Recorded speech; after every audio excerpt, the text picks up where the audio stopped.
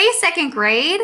We are going to be working on our comprehension skill of the week, which is author's purpose. Now, we just practiced author's purpose only 2 weeks ago, so we're going to be practicing it again. This week, we are going to be reading stories that are narrative nonfiction. And you might remember from your previous lesson today what narrative nonfiction is. When a narrator tells a story about a real person, and it has a beginning, middle, and end, and even some text features. So we are going to be practicing author's purpose once more this week. Reminder that author's purpose is when authors write to tell information, explain, or describe. As you read, look for clues to the author's purpose. Why did the author write the story? What did they want the reader to learn?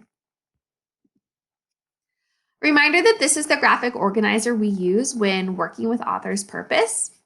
We have the author's purpose and then 2 clues that led us to determine the author's purpose.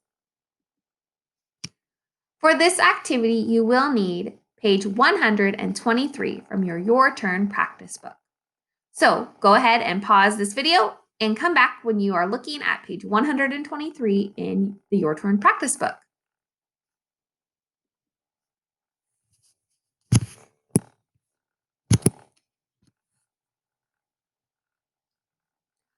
All right, second graders, now you are back, and this is the story you should see on page 123. It is titled, Helping Out in the Community. And I remember that our essential question is, how can people help their community?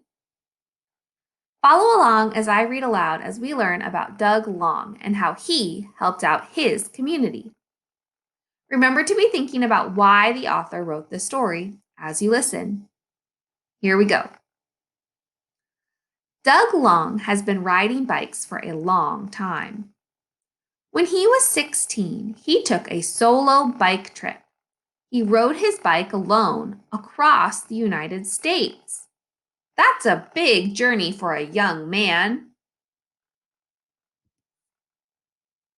Now, when Doug rides, it may be with a group of children. Doug works with a volunteer group. The group sets up bike rides for city kids. It gives the children time to appreciate and enjoy the world around them. Doug helps them explore nature. Doug brings his own bike and helmet for a bike trip. The children get bikes to ride and helmets to wear. Then they go to a park or a nature area. Here is a photograph with a caption. The caption reads, Doug Long helps children learn more about nature. On one trip, the children saw a caterpillar. They weren't sure if it was safe to touch it. Doug picked it up. He showed it to the children. Once they were certain it was harmless, they all took turns holding it. Between bike trips, the children can learn how to fix bikes. They can work at a bike shop. This earns them points. They can use the points to get a bike of their own. Doug Long likes to ride his bike, and he likes to help out. He has made his community a better place.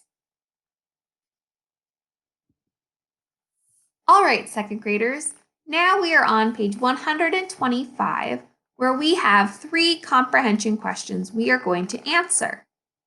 I will read the questions and we will work together to come up with our answers. Number 1 reads, what did the author want you to know about Doug Long when Doug was 16? So what did the author tell us Doug did when he was 16? Before I look back into the story, does anyone remember? Let's look. Let's reread to find our answer. Doug Long has been riding bikes for a long time. When he was 16, he took a solo bike trip. He rode his bike alone across the United States. Whoa, did you guess it right, second graders? Did you remember? When Doug was 16, he rode his bike all by himself across the US. Whoa, that's pretty brave. So our answer for number 1 is a complete sentence. When Doug was 16, he rode his bike across the US by himself. Double check that you're starting your sentence with a capital W and ending it with a period. Go ahead and press pause if you need to and play when you're ready to move on to number 2. Number 2. What did the author want you to know about Doug's work with a volunteer group? How did Doug volunteer his time? What did he do with the group of kids? Well, let's look. It says, now when Doug rides, it may be with a group of children. Doug works with a volunteer group. The group sets up bike rides for city kids. Oh, because sometimes kids might not have a bike, and sometimes kids who live in cities, really populated cities, might not have access to parks or nature where they would be able to ride their bike. So Doug volunteers and helps them do that. Doug volunteers by setting up bike rides for kids who live in a city. These kids might not have bikes of their own, so they get to learn how to ride a bike and enjoy nature.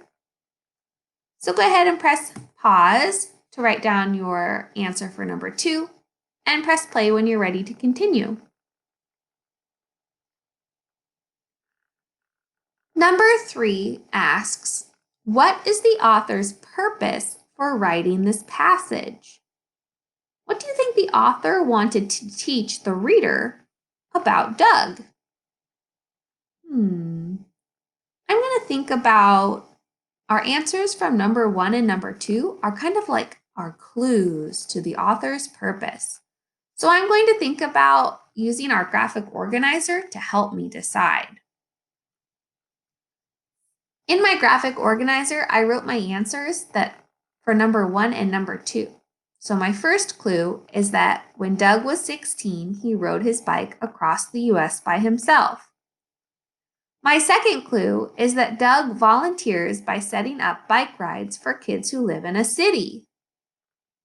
So what do you think was the author's purpose for telling us about this story? Remember that the title of this story is called Helping Out in the Community. How does Doug help his community? Yeah, Doug helps his community by taking kids on bike rides, kids from the city on a bike ride. So I want you to think about what your answer for number 3 would be. What is the author's purpose for writing this passage? Instead of copying my answer today, I would like you to come up with your own sentence for the author's purpose. Remember, if you're not certain, you can always go back and listen to this video or listen to the story again and think about, why did the author write this story? They're teaching us how Doug helps his community. So how does Doug help his community? When you are finished with answering number 3, you are finished. Thank you for working hard and really thinking about why the author wrote this story. Have an awesome afternoon, second graders.